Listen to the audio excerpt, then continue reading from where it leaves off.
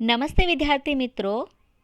कक्षा 9 विषय हिंदी काव्य 20 धरती की शान, जिनके कवि है पंडित भरत व्यास। यहाँ पे जो चित्र दिया गया है वो हमारे कवि यानी धरती की शान के कवि पंडित भरत व्यास का चित्र दिया गया है। पंडित भरत व्यास जी है, उन्होंने मनुष्य को धरती का सर्वश्रेष्ठ प्राणी कहा है। मनुष्य है वो अपनी बुद्धि बल उससे असंभव को भी संभव कर कर दिखाया है। उन्होंने जल थल और नभ तीनों में उसने अनोखी उपलब्धियां प्राप्त की है। हमारी ये कविता में कवि ने प्रत्येक भारतवासी को धरती की शान बताकर उसका अभिनंदन किया है। तो चलो सबसे पहले हम ये काव्य आत्मग्रहण करें उससे पहले हमारे कवि के बारे में थोड़ा जान लेते हैं। पंडित भरत व्यास। पंडित भरत व्यास जी हिंदी साहित्य जगत के जाने माने गीतकार रहे हैं। आपका जन्म राजस्थान के चूर नाम कस्बे में हुआ था। आपने कई गीत काव्यों की रचना की है। आपकी गीत रचनाएं हिंदी फिल्मों में भी ली गई है। आपकी रचनाओं में विभिन्न मानव मूल्य प्रस्थापित हुए हैं। हमारे पंडित व्यास जी हैं, उन्होंने अपने हिंदी साहित्य जगत में जाने माने गीतकार के रूप में माने जाते हैं। उनका जन्म है वो राजस्थान के चूर नामक कस्बे में यानी कि छोटे से गांव में हुआ था। उन्होंने गीत काव्यों की रचनाएं की है और उनके जो गीत रचनाएं है वो कई ऐसी हिंदी फिल्मों में भी ली गई है। उनकी रचनाओं में विभिन्न मानव मूल्य है वो देखने को मिलते हैं। प्रस्तुत गीत सन 1998 में आई हिंदी फिल्म गांव की गोरी से लिया गया है। इस गीत में मनुष्य की महत्ता को देखते हुए मनुष्य को सबसे बुद्धिमान बताया है। मनुष्य ने अपनी बुद्धि और कठोर परिश्रम के बल पर जल थल और नभ में तमाम उपलब्धियां अर्जित की है। मनुष्य ने अपनी शक्ति से प्रकृति को बहुत सीमा तक अपने अनुकूलन ढालने में सफल हुआ है।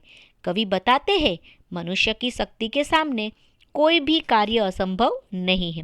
मनुष्य जो चाहे वह प्राप्त कर सकता है, यानी कि मनुष्य ही धरती की शान है।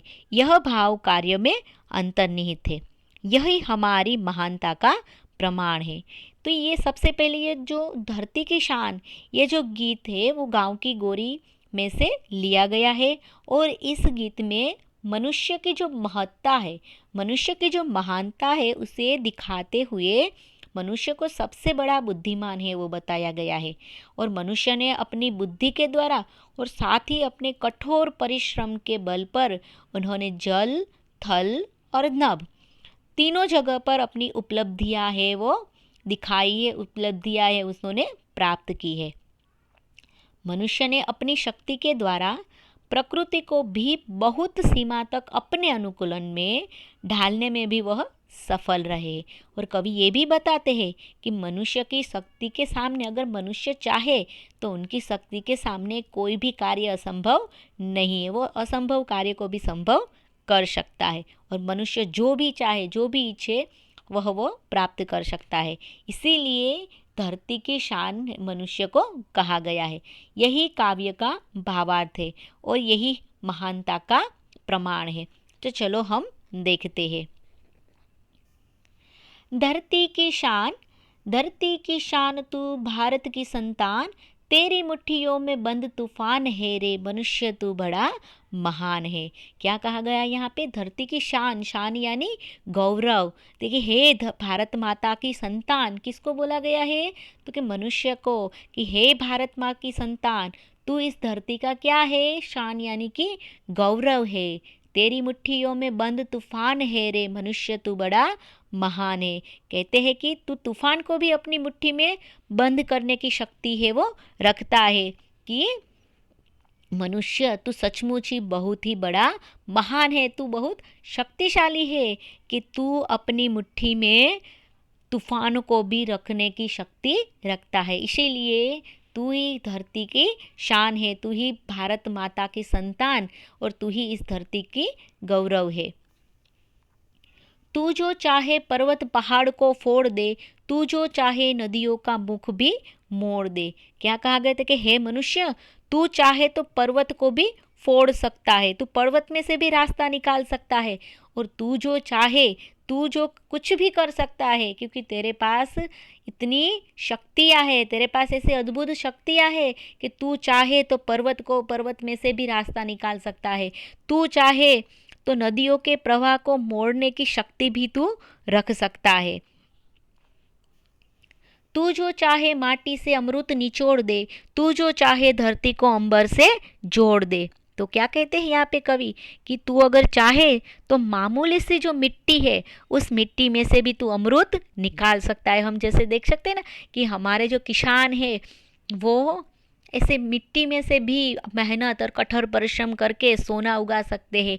तो इसीलिए कहा है कि हे मनुष्य, तू इतना महान है कि तू इतना धरती का तूने गौरव बढ़ाया है, तू धरती का गौरव है और तेरे पास इतनी शक्तियाँ है कि तू जो चाहे तो मिट्टी, एक मामूली से मिट्टी में से तू अमृत निकाल सकता है। तू जो चाहे तो धरती को अंबर से भी जोड़ सकता है, कि तू धरती को आकाश से भी जोड़ सकता है। अमर तेरे प्राण मिला तुझको वरदान, तेरी आत्मा में स्वयं भगवान है रे। कहते हैं कि हे मनुष्य, तेरे प्राणों को अमर रहने का वरदान मिला है। तेरी आत्मा में तो स्वयं कौन रहता है, तो कि भगवान स्वयं ईश्वर रहता है। इसीलिए तुझे मरने का भी भय नहीं होना चाहिए। ठीक है, इसीलिए कहते हैं कि हे भारत माँ की संतान, तू इस धरती का गौरव है। नयनों में ज्वाला, तेरी गति में भूचाल, तेरी छाती में छिपा महाकाल है रे। क्या कहते हैं यहाँ पे? ज्वाला यानी कि अग्नि की लपट, भूचाल यानी कि भूकंप, महाकाल यानी कि शिव। तो कहते हैं कि मनुष्य क्रोध से भरे तेरे नेत्र अग्नि की ज्वाला के समान बन सकते हैं, और तेरी गति में भूकंप लाने की भी शक्ति है, क्योंकि तेरे अंदर, तेरे सीने में स्वयं महाकाल कौन रहते हैं, तो के शिव है वो रहते हैं। वही कहते हैं कि अगर तेरे नयनों यानी कि तेरी आंखों में अगर क्रोध भर जाए, तो क्रोध से तेरे जो नेत्र की अग्नि वो ज्वाला के समान बन सकती है। तेरी जो गति है वो तेरी गति के कारण भूचाल लाने की शक्ति भी तुझ में है। और तेरी छाती में यानी कि स्वयं तेरे हृदय में कौन, तो कि ईश्वर यानी कि महाकाल यानी कि शिव रहते हैं। पृथ्वी के लाल तेरा हिमगिरी सा भाल, तेरी भ्रुकुटी में तांडव का ताल है रे। ठीक है, लाल यानी पुत्र, हिमगिरी यानी कि हिमालय, भाल यानी मस्तक, भ्रुकुटी यानी कि भौं, ताल यानी कि लय। क्या कहते हैं यहाँ पे कि है मनुष्य, तू पृथ्वी का लाल यानी कि क्या है, तो के पुत्र है। तेरा मस्तक हिमालय की तरह ऊंचा रहना चाहिए। बात बताएगा ना कि तेरा हिमालय सा भाल है, कि तेरा मस्तक हिमालय की तरह ऊंचा है। तेरी भ्रुकुटी में तांडव का ताल है।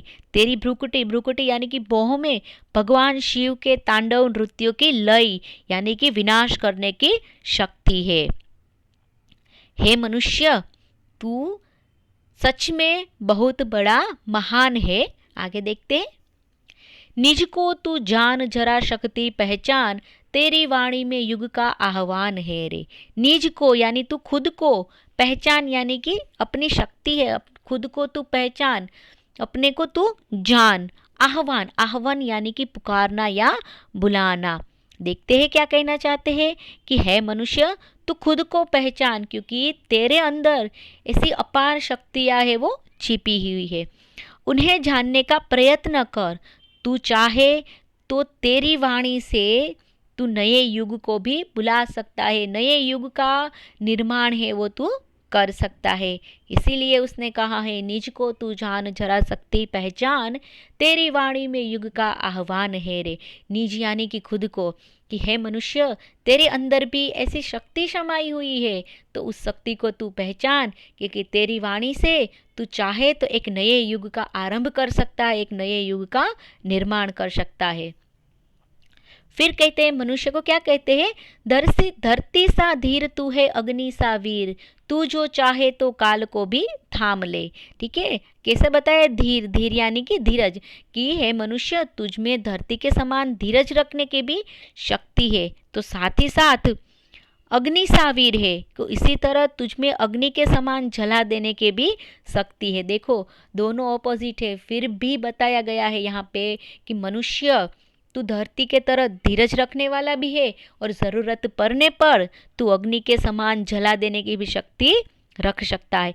तू जो चाहे तो काल को भी थाम ले, काल यानी कि समय, थाम लेना यानी कि ले हाथ में लेना, कि हे मनुष्य अगर तू कुछ ठान भी लेगा तो अपने काल को आगे बढ़ने से भी रोक सकता है।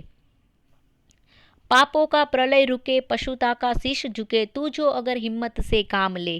क्या कहते हैं कि आज तो हम जानते ही है कि धरती पर जो पाप बढ़ गए हैं, पाप रूपी जो बाढ़ आ गई है, अगर तू जो चाहे तो उसे भी रोक सकता है।